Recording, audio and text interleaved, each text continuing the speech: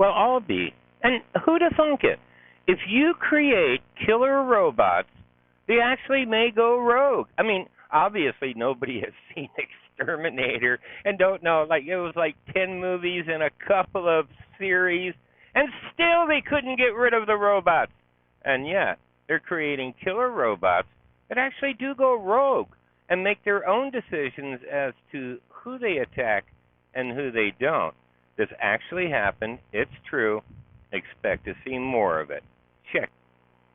Killer drone hunted down a human target without being told to. And I'm going to jump to the end here because, of course, they place this at the very end.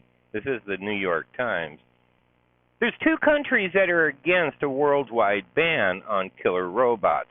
And there's a couple of statements in here that are really going to make you laugh. I mean, they're good. They're really good.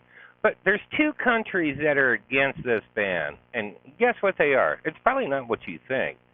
It's Russia, that's one, and the United States. Now, why would the United States feel as if that they have to have killer robots? It does get rid of plausible deniability, or it does help with plausible deniability. What? All of those people at that peaceful meeting? We didn't tell the robot to do it. Article starts with, Arnold Schwarzenegger could have seen this one coming. Now, a United Nations Commission actually did put together a bill to make it illegal worldwide to have killer robots. But it was blocked by Russia and the United States. But here's what happened. The March 2020 attack was in Libya and perpetrated by a Kargu-2 quadcopter drone produced by Turkish military tech STM. You might want to go back to the drawing board there, STM. STM, during a conflict between Libyan government forces and a breakaway military faction led by, who cares, commander of the Libyan National Army, the Star reports, adding that Kargu-2 is fitted with an explosive charge and the drone can be directed at a target in a kamikaze attack, detonating on contact. Now, again, directed to do so. It wasn't directed to do so this time. Skylab!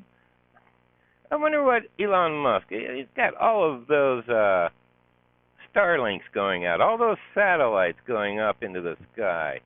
I wonder, have you ever taken a close look at Musk?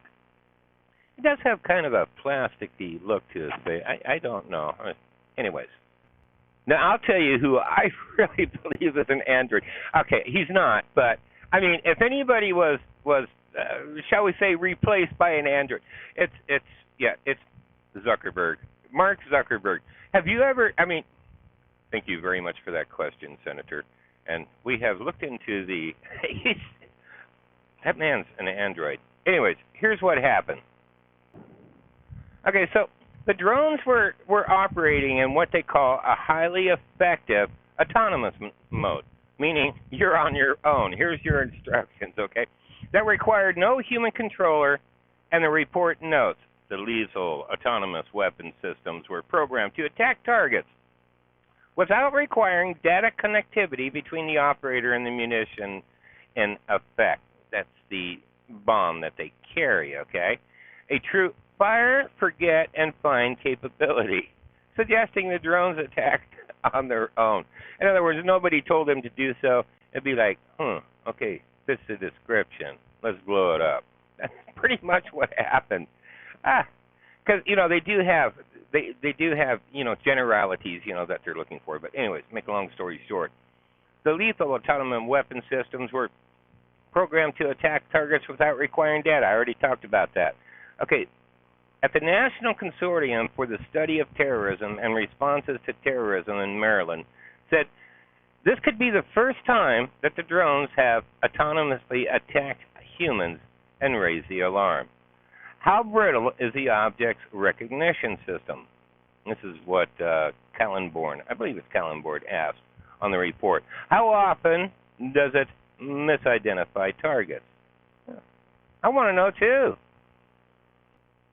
Okay, so now here comes the most hilarious statement yet. And you're going to, This is hilarious. Jack waiting at UK.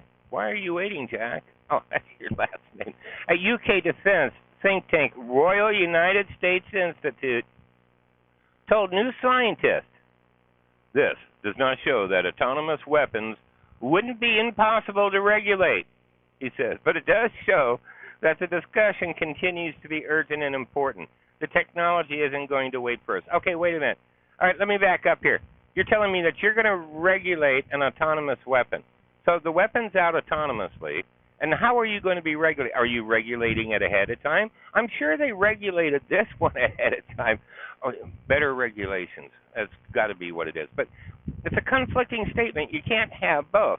You can't have an autonomous weapon and have it regulated at the same time. In August of last year, Human Rights Watch warned of the need for legislation against killer robots, while New York mayoral candidate Andrew Yang has called for a global ban on them, something the U.S. and Russia are against. Why is the U.S. and Russia against that? Again, I could just see all kinds of mistakes happening. Oh, yeah, we found out who did it, and it was the robot, and it was misprogrammed, and we're going to take action. And just like the police, we're going to review the situation, and we'll make changes as necessary to make sure that this officer doesn't gun down 10 or 12 other people. Good God. Anyways, guys, until next video.